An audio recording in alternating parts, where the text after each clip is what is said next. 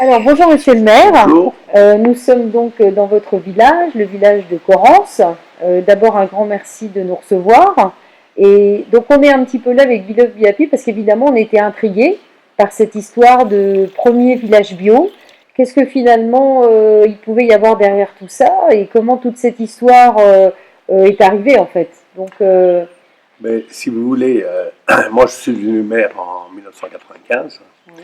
et je suis de formation, je suis ingénieur agronome et formé après la guerre pour m'occuper du développement agricole, de la productivité, etc. Et dans ma vie précédente, j'étais patron d'une boîte de phytosanitaires et je me suis rendu compte très vite que c'était pas possible qu'on nous menait vers le mur. Et donc, j'ai décidé, lorsque je suis devenu maire, je ne suis pas par ailleurs moi-même vigneron. Hmm. J'avais mon premier adjoint qui était le vice-président de la coopérative. Et j'étais persuadé qu'il fallait qu'on change de modèle parce que notre modèle agricole allait au mur.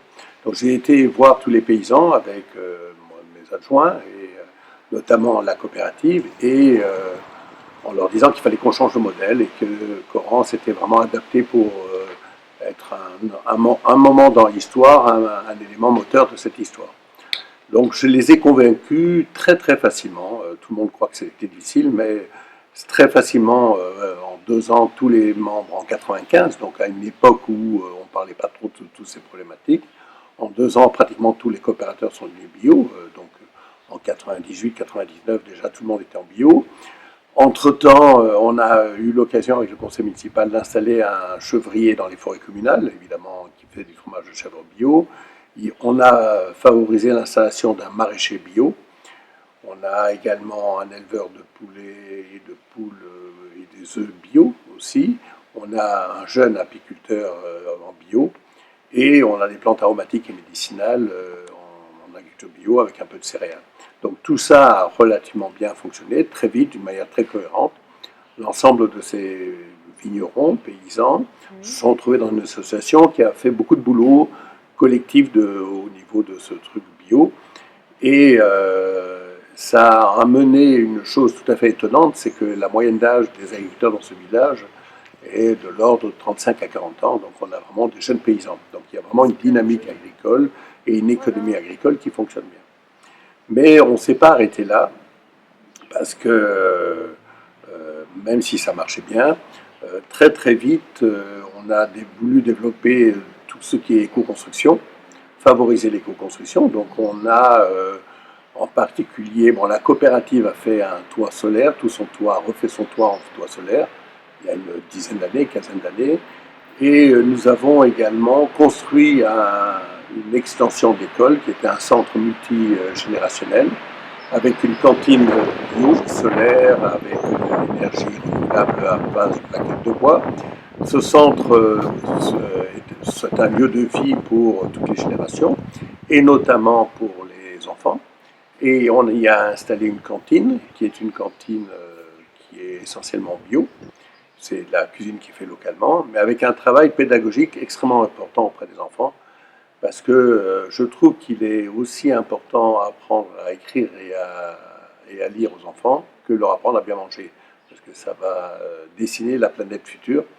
Donc tous les jours, au début du repas, il y a une animatrice qui explique ce qu'ils vont manger, pour comment la courgette a été cultivée, ou pourquoi il faut manger moins de viande, etc. Bon, donc il y a vraiment un très très gros travail pédagogique qui est fait.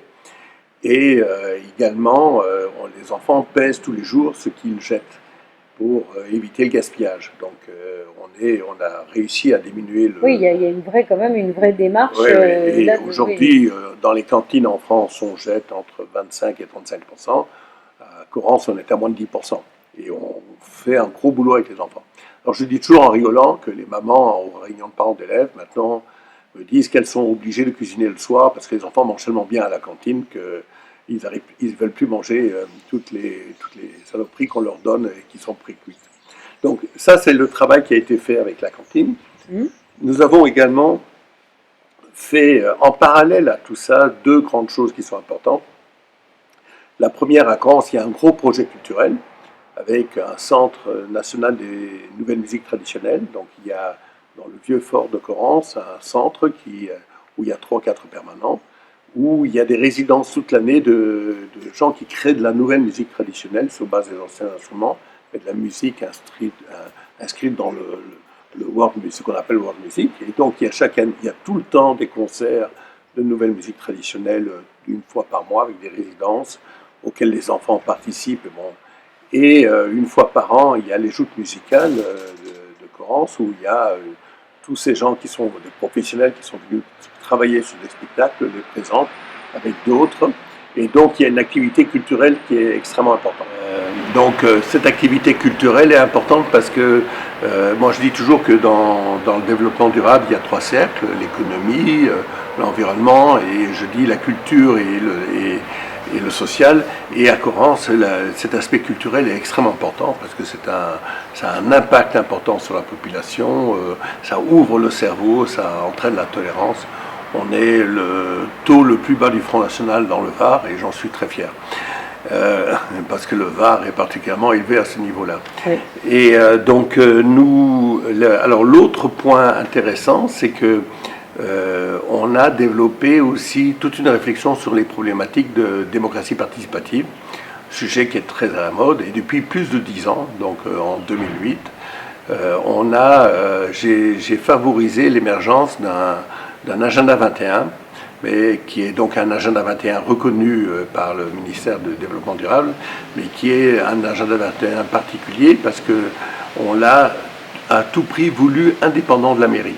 C'est-à-dire que je me suis engagé de jamais aller aux réunions de l'agenda 21, qu'il n'y ait pas trop d'élus et qu'il y ait une relation d'indépendance entre nous pour pouvoir faire en sorte que les choses fonctionnent. Et qu'est-ce qui s'y passe alors? Et donc dans cet agenda 21, ils ont avec l'agenda 21 pour mission à 3 missions.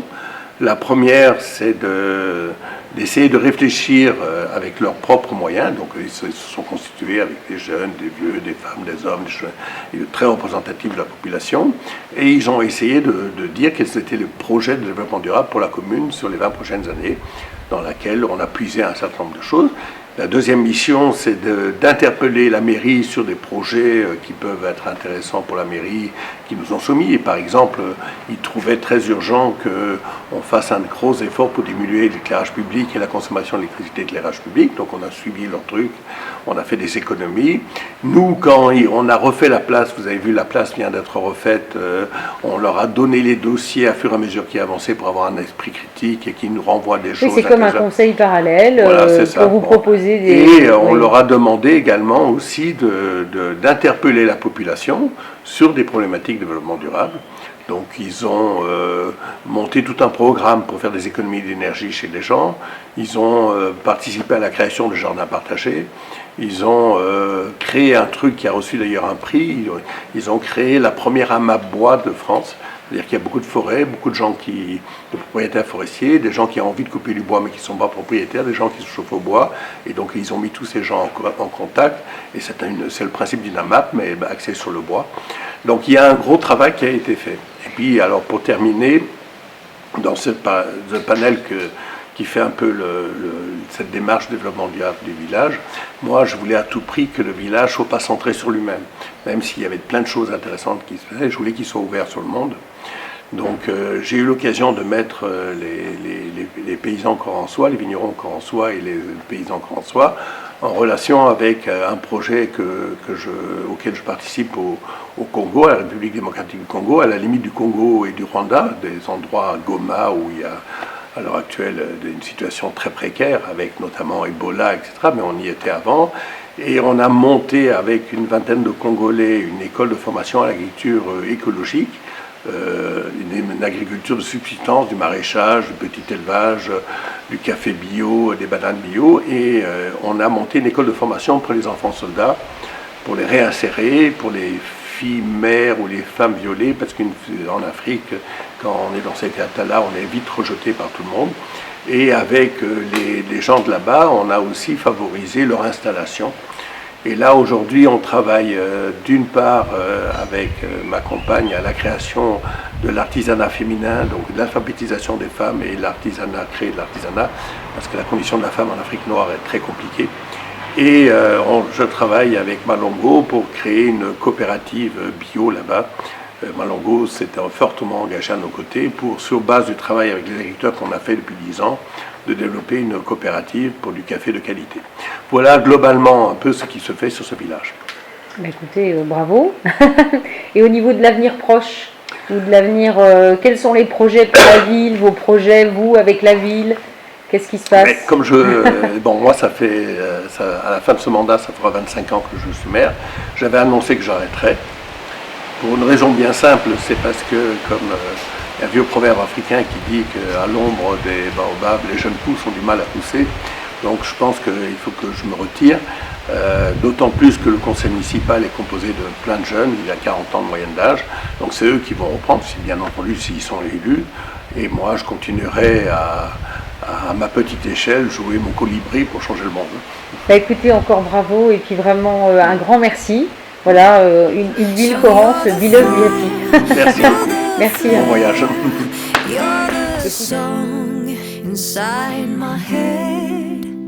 And I will taste every note. Feels so good when you're in my head. And you're the fire, you're the